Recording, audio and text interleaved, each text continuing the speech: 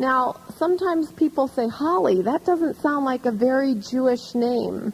And it's not. You see, I was brought up in a Catholic family in Connecticut, in a very Jewish neighborhood. And my high school was so Jewish that it was nicknamed Little Israel. And at Christmas time, we didn't just have a Christmas concert. We had a joint Hanukkah program / Christmas concert. And I remember very well my choir director deciding that I was going to sing a Hebrew solo for the program. And I was like, but I don't speak any Hebrew, and I don't even know how to pronounce it. Well, God had something in mind, because even back then, he started preparing me for Jewish missions.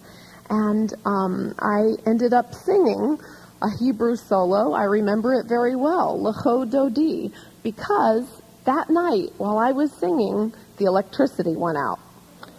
And I was in an auditorium like this, with all the parents sitting in the pews, and I just kept singing the chorus a few more times because I couldn't see the words. And then, when the lights came on, I finished the song. So God always has had a sense of humor with me.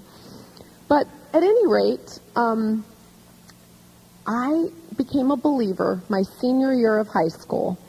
And it was due to the witness of a friend in high school, Peter. And Peter told me, first he invited me to a Bible study. And I was in Fairfield, Connecticut, and I went to a church in Bridgeport, Connecticut, and it was there that I understood the gospel for the first time, and soon thereafter invited Jesus to be my Messiah, my Savior, and come into my life. And because God had placed so many Jewish friends in my life, in high school, I was invited over to Passover Seders. I went to my girlfriend's bat mitzvahs, where that's daughter of the covenant, just like similar to bar mitzvah, son of the covenant. I felt like God just had all these special people in my life, but at the time I didn't know it was for a reason. And later on, I went to music school and decided after 2 years that I really didn't want to be a music teacher. And so when I left school at age 19, I said, God, I will never go back to college unless you give me a goal. And 7 years later, God gave me a goal. You see, all those Jewish people who I had been friends with weren't there by mistake. God was preparing me for Jewish missions. And when I took a program to learn how to share my faith specifically with my Jewish friends, then I was encouraged to go to Moody and get my degree in Jewish studies. So I did that, and towards the end of my senior year at Moody, I was praying, and I said, God, I'd really like to marry somebody who's Jewish and believes in Jesus. But they have to also be in full-time Jewish missions, because that's what you've called me to do. And I would love to marry somebody who I could share that with. And I said, God, if it's okay, could he please play the piano? Because I like to sing, but I don't play an instrument. So along came Stan.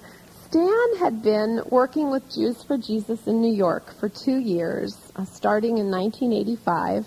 He was transferred to the Chicago branch because he had been praying, God, get me out of Manhattan. I hate this city. He was a Texan, and it was really difficult for him to go from an environment where you walk over to your neighbor's house, and if you're hungry, you open the refrigerator and help yourself, to New York City, where everybody, in his opinion, was so rude and not as friendly as in Texas. So he'd been praying, God, get me out of New York. And Lord, I'd really like a wife. So he came to Chicago, and right after I graduated Moody, he started coming to the Messianic congregation that I went to. That's a congregation of Jewish people and Gentiles like myself who believe in Jesus. And so I'd been a member of the congregation for several years.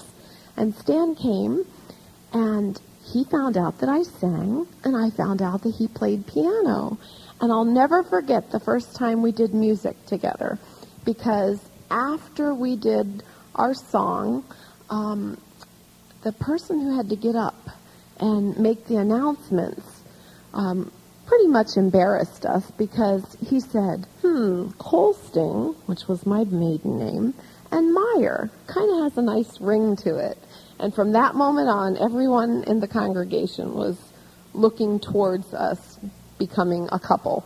But I know that it wasn't because I prayed and asked God for those specifics that I married Stan. I know it's because God already had the plan, and he just allowed me to be part of it. So when Stan was here in 1989, I was already in the picture, but I didn't know what was coming in the future. In June of 1990, we got married, but as soon as we got engaged, Jews for Jesus said, music, would you two be on the Liberated Wailing Wall?